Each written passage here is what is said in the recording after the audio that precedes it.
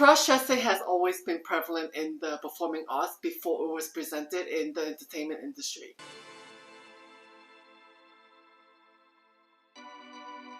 Hi, welcome back to my channel where I talk about anything and everything related to fashion.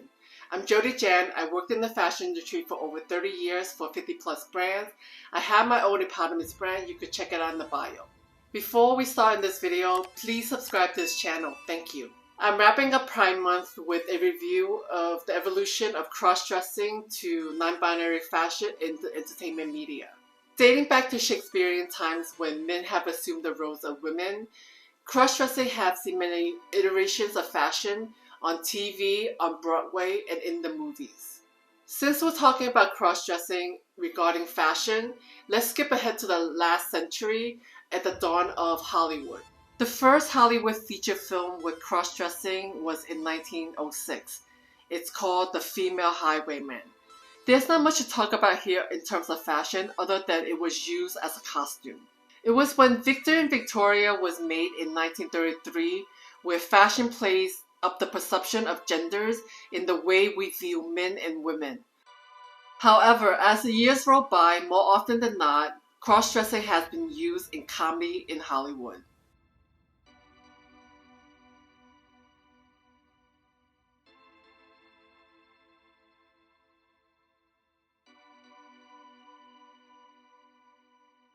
I want to focus on the fashion where it really seems to suit the characters who are wearing it. Let's start with Some Like It Hot, made in 1959. The style and choice of outfits really wasn't bad, even if it does look matronly to the modern eyes. Fast forward to 1974's Female Trouble. This John Waters movie has divine dressing in fashion that seems very 2022, with looks from the 90s which was inspired by the 70s.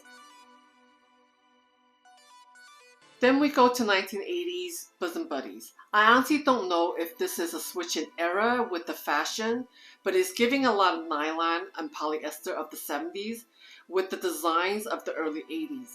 I don't know who the costume designer is for the show, but it is so bad. I want to give it a 0, but since I don't want to be mean, I'll give it a 1. 1982's Tootsie. I know Dustin Hoffman has some issue playing Dorothy in this movie, but I want to acknowledge that the fashion was so on point with the 80s. The personal style of Dorothy was immaculate. It was so flattering to her body proportions. You can see she has her personal style down. Bravo. 1992's The Crying Game. While the story of the movie was considered groundbreaking in the 90s, I can only say I was more interested in the fashion of Dill, especially that gold dress. Another 1992 movie was Orlando. I can't say I care about the movie other than the way the clothes play two main characters in this movie. 1993 Mrs. Doubtfire. This movie reminds me of that saying, dress for the part. Mrs. Doubtfire is everyone's stereotype of what a matronly housekeeper looks and dresses like. Closed neck blouse, check. Sweater cardigan, checked. Mid-calf skirt, check. Granny boots, check. Lastly, tights, check. Honorable mentions here. Eddie Murphy's Nutty Professor, The Crumbs in 2000, and Tyler Perry's Medina in 2005 seem to be derivatives of Mrs. Doubtfire, as well as Martin Lawrence's Big Mama's House in 2006. 1993's M. Butterfly.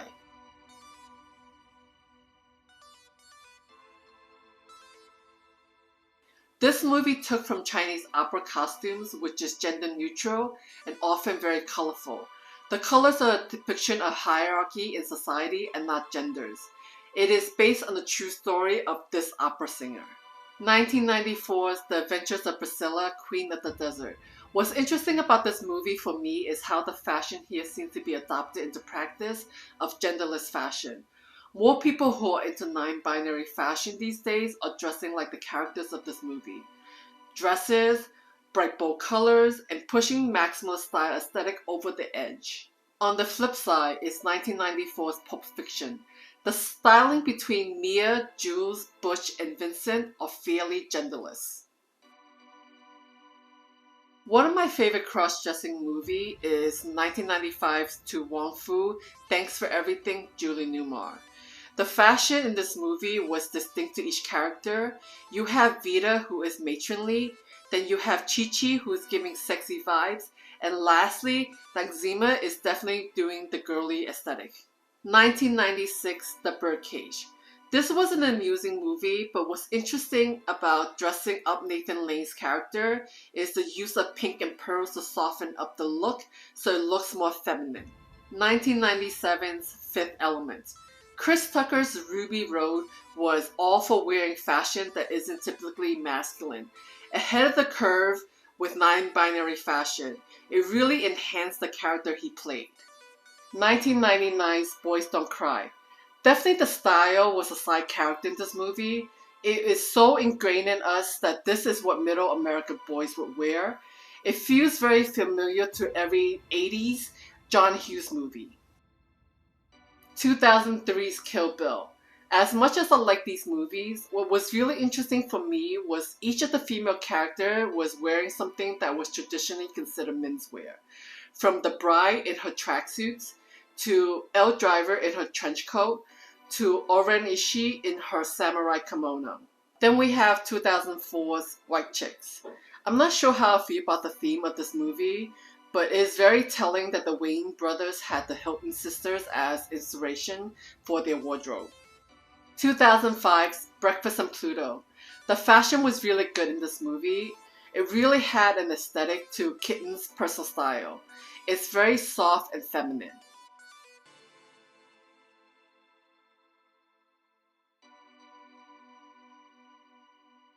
2007's I'm Not There. Cate Blanchett plays Bob Dylan. It is all due to the clothes and the hair. It shows that personal style is a uniform the general public can spot and identify you with. 2011's Albert Nobbs. This is another example of clothes being a character in portraying how you are viewed. Another 2011 movie is Jack and Jill. This movie isn't my cup of tea, but the fashion is definitely a look I often identify as middle American women. 2013's Dallas Buyers Club. The fashion in this movie is giving me Breakfast at Pluto, but not as good.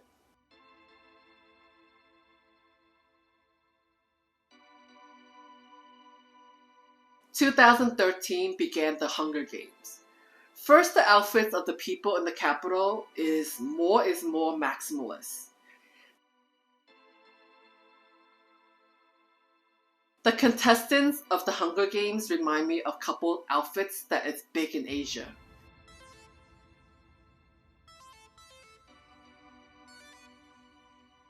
Then we come to 2018's Netflix show, Elite. School uniforms always have a unisex aesthetic about it. With more guys open to wearing skirts, I think school uniforms are becoming more genderless. With 2021's reboot of Gossip Girl, I'm on the fence about the show and the fashion shown. I get that Julian is pushing androgynous fashion, but it's not cutting it for me. Maybe it's the style, or maybe it's the styling. It just doesn't feel fashion forward as the original show. With regards to Broadway, since Shakespearean time, live performances have always used cross-dressing as a costume or a portrayal of character.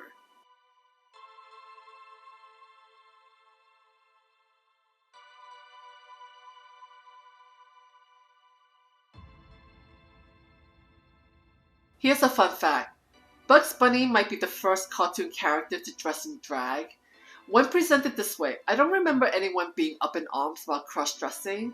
I have to say, for a cartoon bunny, Bugs Bunny was very on point with his personal style and drag. He's got a very feminine style aesthetic, don't you think? This wraps up my non-binary fashion series for Pride Month. I hope you enjoyed this video. Please give a thumbs up if you found it entertaining. Leave a comment if you have any questions. And please subscribe and help me grow this channel. Thank you. Bye.